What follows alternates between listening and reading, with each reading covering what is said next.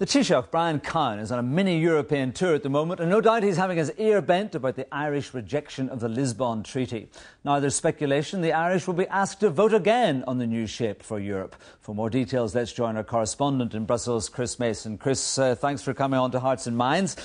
We understand there's European Council meeting next week, and everyone's very keen to have something sorted out before that. So what kind of pressure is there?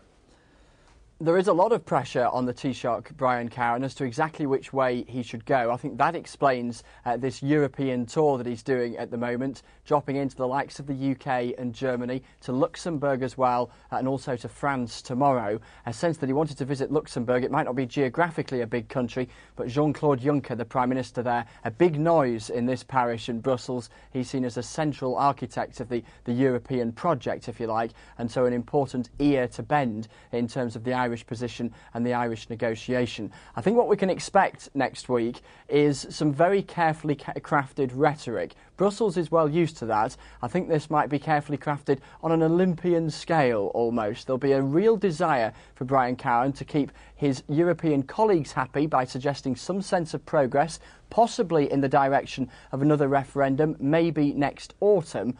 But he won't want to commit himself to anything that could be too damaging to him domestically in the political sense, because he is very aware of the extent to which he was damaged politically the first time round with the defeat in June. Very conscious that if he was to be defeated again, that could spell the end of his time as Taoiseach. So will the council members be trying to come up with a form of words which will make it sound as if it's not just a rerun of the same referendum on the same treaty?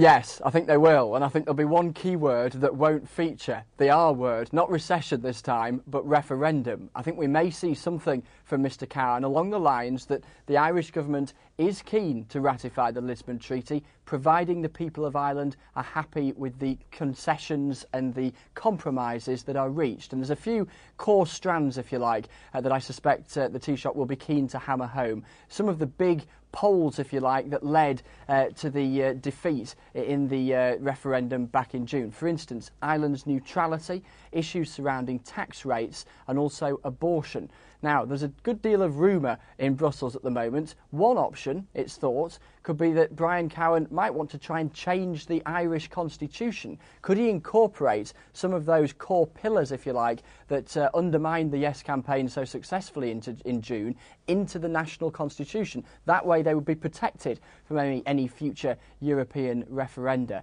That would be one option. Another option would be to try and ensure that all of that could be written in to a European protocol, if you like, some sort of draft statement that would mean the Irish had an opt-out. The British managed to negotiate that for the Lisbon Treaty with relation to home affairs. Perhaps Ireland can do the same with these other central pillars in terms of their concerns and the concerns of the Irish people. Chris, you did mention recession. I think we got away with it, though. But is there a feeling that now that things are not so good in Ireland and elsewhere in the world, maybe the minds of the voters of Ireland will be more focused on just how useful being part of Europe might be to them?